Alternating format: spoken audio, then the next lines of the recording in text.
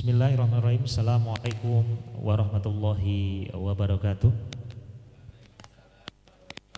Innalhamdulillahi nahmaduhu wa nasta'inuhu wa nastaghfiruhu wa na'udzu billahi min syururi anfusina wa min sayyiati a'malina may yahdihillahu fala mudhillalah wa may yudlil fala hadiyalah. Asyhadu an la ilaha illallah wa asyhadu anna Muhammadan abduhu wa rasuluhu la nabiyya ba'dah. Allahumma sholli ala Muhammadin wa ala alihi washabihi ajmain. Pertama-tama marilah kita senantiasa memanjatkan rasa puji dan syukur kita kehadirat Allah Subhanahu wa taala. Hari ini kita semua bisa berkumpul di majelis yang insyaallah penuh keberkahan, majelis yang insyaallah penuh kemuliaan di hari Jumat berkah ini. Salawat dan salam semoga tetap tercurahkan kepada junjungan Nabi besar Nabi Muhammad sallallahu alaihi wasallam, Nabi dan Rasul penutup Nabi yang mempunyai 3 karakter yang seharusnya kita teladani. Yang pertama, Nabi Muhammad sallallahu alaihi wasallam mempunyai karakter spiritual yang sempurna. Beliau mampu menjadikan agama, membawa agama Islam dari zaman jahiliyah menjadi agama yang terang benderang, mampu membawa agama Islam menjadi agama mayoritas di seluruh dunia. Yang kedua, Nabi Muhammad sallallahu alaihi wasallam mempunyai karakter leadership yang luar biasa, yang seharusnya kita sebagai umat Islam meneladani kepemimpinan beliau. Dengan segala keterbatasan pada saat peperangan kaum muslimin melawan kaum musyrikin, dengan segala hal yang mustahil, namun di kepemimpinan Nabi Muhammad sallallahu alaihi wasallam mampu memenangkan berbagai peperangan melawan kaum musyrikin. Ini membuktikan apa? Tekad kuat, strategi yang jitu yang dilakukan oleh kepemimpinan Nabi Muhammad SAW. Ini adalah patut kita teladani. Nabi Muhammad SAW juga memiliki akhlakul karimah, yang amanah, yang fatonah, yang cerdas. Ini harus kita teladani.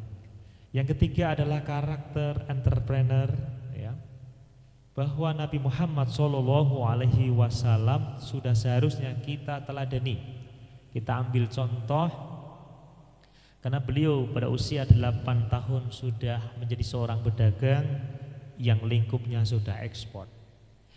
Maka kita sebagai umat Islam, remaja-remaja, ambil peran itu untuk bisa mempunyai sikap kemandirian sejak sedini mungkin, Belajar bagaimana menjadi seorang wirausaha sejak sedini mungkin, itu melatih otot-otot ketangguhan kita,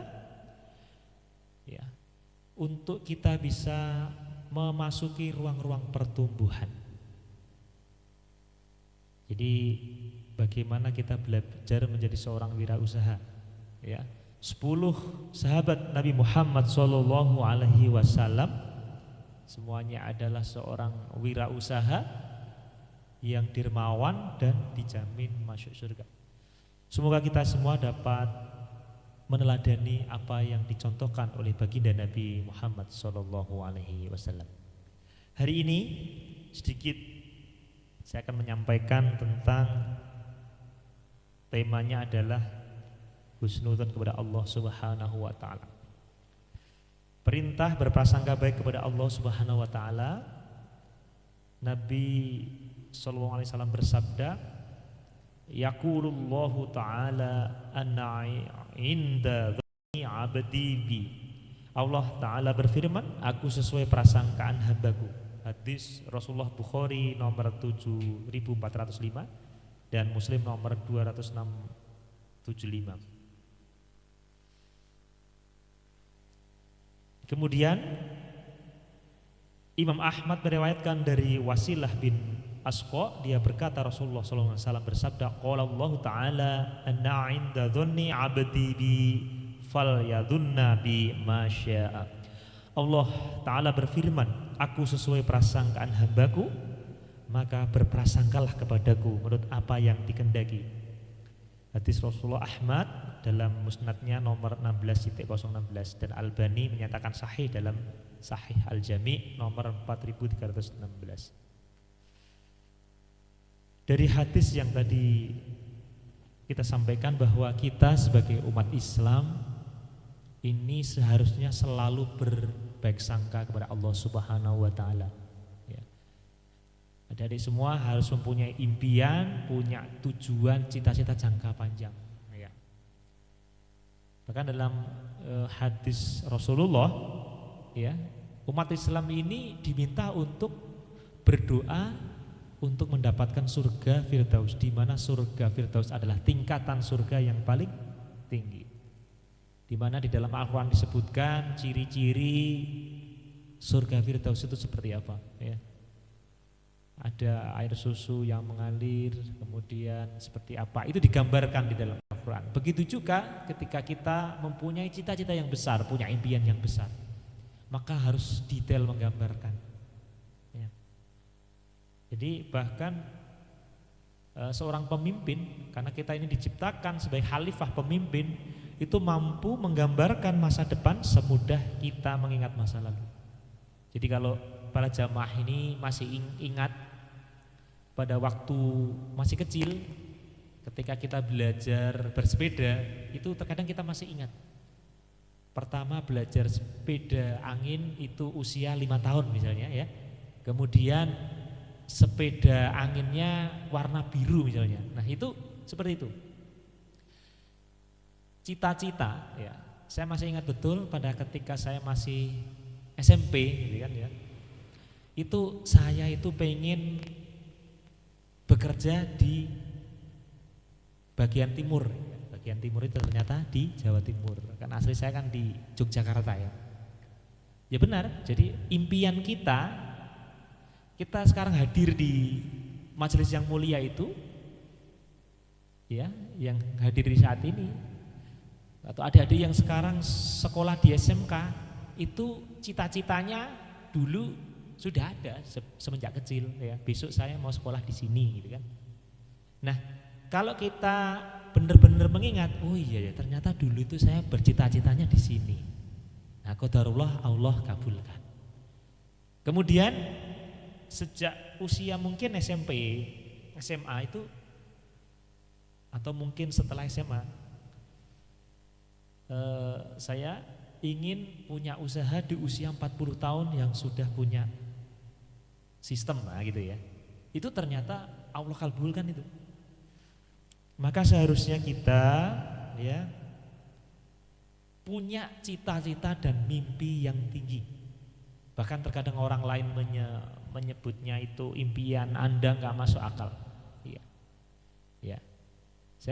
Saya share ya bahwa dulu saya pernah jualan es campur itu, saya punya visi menjadi perusahaan yang go global. Itu tahun 2016. Bagaimana mungkin jualan es campur bisa go global, ya? Maksudnya go global itu bisa diterima di mancanegara gitu, ya. Nah, Allah kabulkan di tahun 2018 bulan Maret, ya, ketika ada undangan ke Arab Saudi.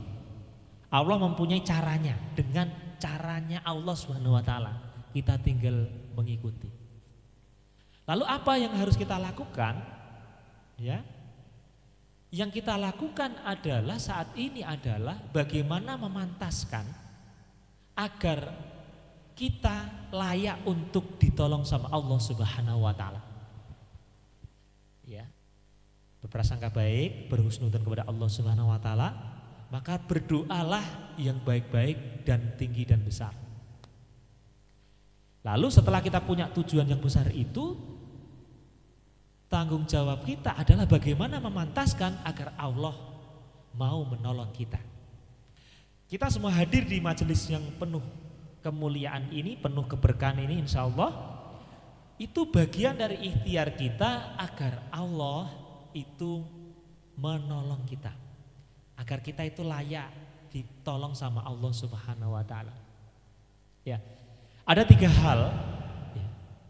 Ada 3 hal syarat di mana Allah akan mengabulkan atau akan memberikan pertolongan kepada kita semua. Yang pertama adalah yakin, ya, yakin. Imannya makin meninggi. Yakin 100% kepada Allah Subhanahu wa taala tanpa keraguan sedikit pun. Karena kita sebagai umat Islam tanpa ragu sedikit pun. Yakin. Ketika adik-adik yang sekarang masih sekolah SMK yakin bahwa Allah akan mengabulkan doa kita. Ya, maka tambahkan iman kita. Tambahkan iman kita. Hari demi hari tambahkan. Karena roda itu berputar. Terkadang istiqomah, terkadang turun. Maka salah satu ikhtiar yang kita lakukan adalah datangi majelis-majelis yang penuh kebaikan. Datangi hotspot kebaikan. Itu yang akan menjaga energi kita tetap baik. Ya, menjaga bara. Ya, tujuan kita tadi tetap baik dengan apa tadi? Meningkatkan iman kita. Nah, salah satu hari ini ikhtiar supaya kita pantas untuk ditolong Allah. Kalau kita misalnya kita semua belum ditolong sama Allah, bisa jadi iman kita lemah, bisa jadi karena kita belum pantas untuk ditolong Allah Subhanahu wa taala.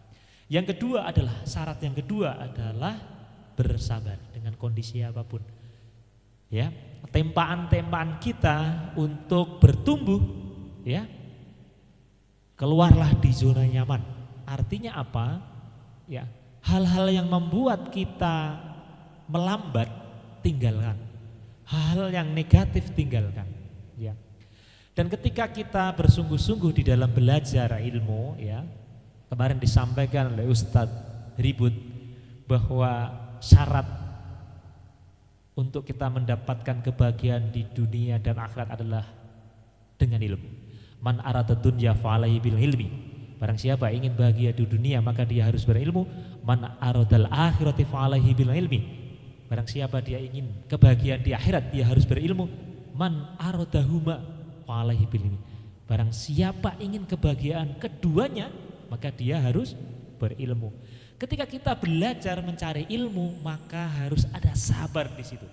Sabar untuk bertumbuh, sabar untuk tempaan-tempaan, ya, sabar ketika kita diuji, ya, diuji dalam keistiqomahan beribadah, diuji ketika ada musibah, ada yang mungkin keluarganya sekarang lagi diuji sakit, ada yang mungkin diuji dengan kecelakaan, harus bersabar.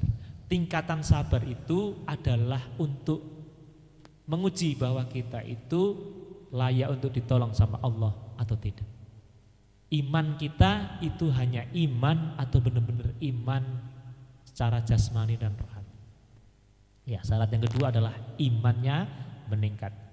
Yang ketiga adalah syarat untuk Allah akan menolong kita adalah sholatnya khusyuk. Ya. Ya, ini menjadi pengingat pribadi saya sendiri bagaimana menjaga sholat kita menjadi khusyuk. Kita sudah mungkin usianya sudah 17 tahun, ada yang 18 tahun. Bahkan saya sendiri sudah di atas 40 tahun. Bisa jadi sholat kita belum khusyuk sehingga kita belum pantas ditolong sama Allah Subhanahu wa taala. Ya. Maka kita belajar untuk menjadikan sholat ini khusyuk, ya. Bahkan amal ibadah yang ketika dinilai sama Allah Subhanahu wa taala itu adalah khusyuk sholatnya, yang lainnya akan mengikuti. Ya. Ini PR saya sendiri dan buat para jamaah semua.